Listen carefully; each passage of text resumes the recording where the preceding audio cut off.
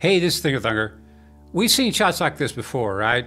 It's pretty routine, people out casting Bigfoot prints. But in this shot, they caught something pretty amazing. Something that cannot be faked. Unless, of course, you want to go to extremes, bring in heavy machinery or something like that. But then we're going to see where even that wouldn't work. Let's take a closer look. Okay, so here we see Bigfoot researcher Toby Johnson back in 2012, and he and some friends, including Cliff BARACKMAN of Finding Bigfoot, went out and cast these prints and documented it all. They did a great job, do some research on that. But these guys found 120 consecutive prints measuring around 14 inches plus. Now, some might say, who cares? Lots of people have 14-inch feet. Or, big deal, giant footprints and mid-tarsal breaks and dermal ridges and all that can be faked. Fine. Let's just put all of that aside. What can't be faked here are the spaces in between the tracks. And that's really, to me, the more important question. How do you fake giant strides, especially in mud? And that's what makes the London Trackway so special, is that those guys took the time to measure and found that the average stride length there was 47 inches. So the first thing I did, I went straight out and measured out 47 inches to see if I could do it. And you can see how far I'm stretched out there, and you can see where my heels are hitting, and I'm coming up short every time. But I'm 6'2", I'm not a giant. Now, bearing all that in mind, have another look at Toby there. I don't know how tall he is, but he's stretched out, it looks like about as far as he could go, and would need to be, what, another 2 or 3 feet taller to make that happen? So again, how do you fake giant strides in mud?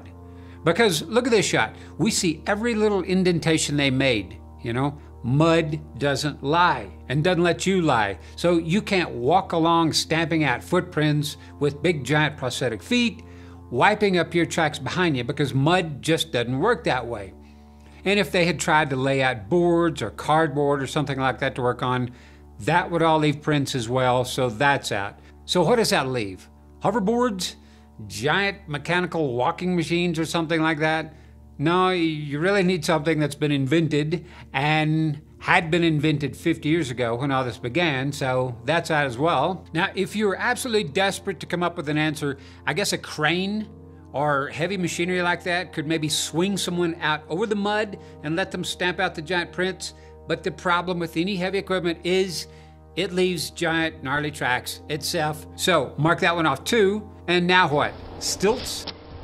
Yeah, people can strap giant feet to stilts, like we see this guy doing, but those would leave rigid tracks, whereas real toes bend and move and splay in the mud. But you know, let's see it. Prove it.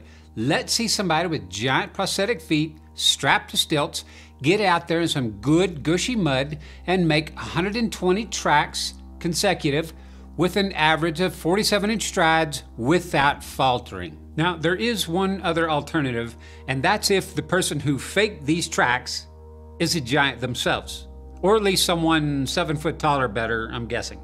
And so if you're telling me that for the past 50 years now, a legion of giant humans with size 15 to 24-inch feet has had nothing better to do than walk around remote places all over the world, barefoot, in snow and ice, over rocks and every other kind of treacherous terrain, leaving their giant footprints in the hopes of hoaxing some unsuspecting soul that just happened to come along and find their prints, and also just happen to have some plaster of Paris with them.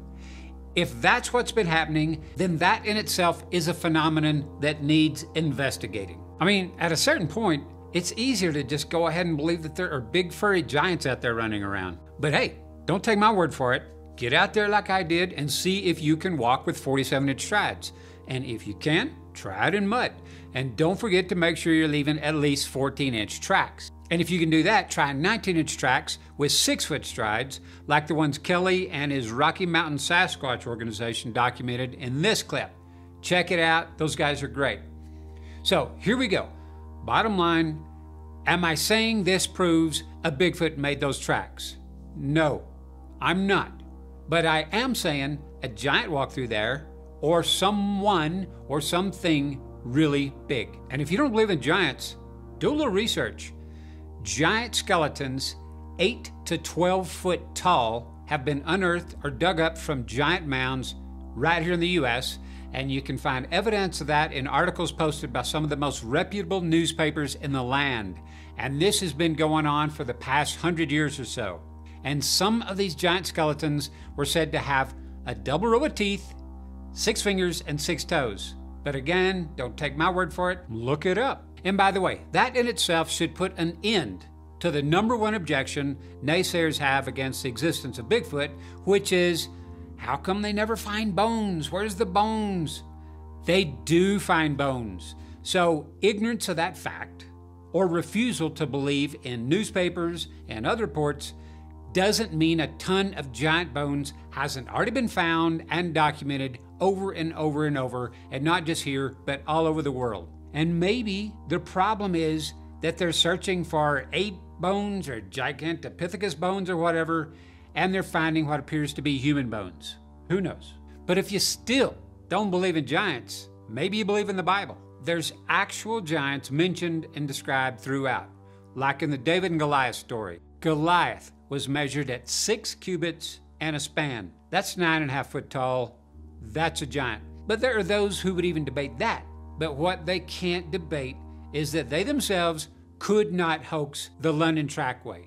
And if someone thinks they can, please prove it, show us. Get out there and film it, and film it being measured, and do it in a way where you're not leaving any other extra tracks. We're waiting. And don't forget the one characteristic associated with giant prints and strides that doesn't get mentioned that often, but unlike us, whoever makes these prints walks like they're walking a tightrope, with one foot right in front of the other, like you see here. And one last thing, no, these aren't bear tracks.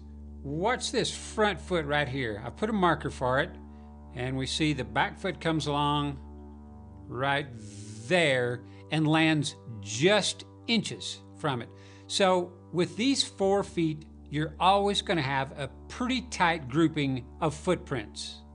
And yeah, occasionally a bear's hind foot is going to come along and land in the front foot track, making one big track. But that's the exception, not the rule. A 4-legged animal is generally going to lay down 4 tracks, 2 for the left side and 2 for the right. And that's going to be especially obvious in mud, like you see here. So there you go. Someone might be able to fake giant footprints, but giant strides, not so easy. And I know that some are just hell-bent on seeing a dead body before they'll believe, or they want DNA, but look at this. That's what a dead, lifeless body would look like. If that thing turned up, it would still be a non-event. The world wouldn't care because it still looks fake. And as for DNA, do some research. They've had it for years, according to the Sasquatch Genome Project. The problem Dr. Melba Ketchum ran into was, it seems, scientists don't seem to be too willing to risk their credibility and possibly their jobs, their labs, and their way of life just to be the first to verify that every textbook is wrong, the entire scientific community has been wrong, including themselves, and that Bigfoot is indeed a living, breathing creature. Believe it or not, scientists, they're just people. And you know how most of us hate admitting we're wrong. And that goes double for scientists. So for those of you waiting for science to throw open its arms collectively and jump on the Bigfoot bandwagon, I don't know. Don't hold your breath.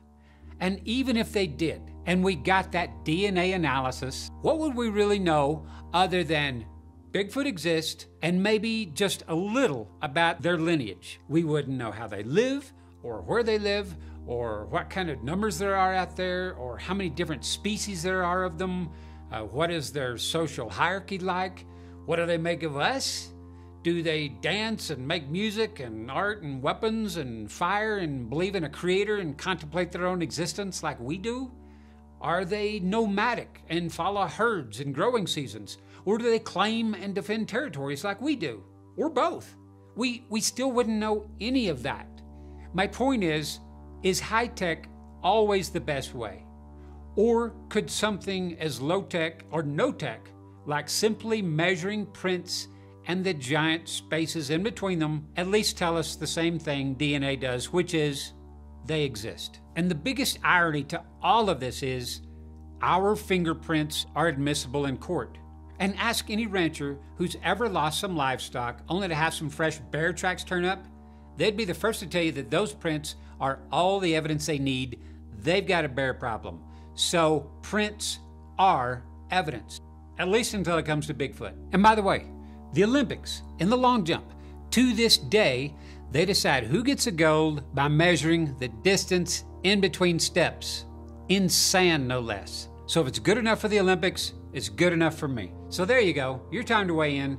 Will anyone be able to step up and show us how to hoax giant footprints and giant strides in mud?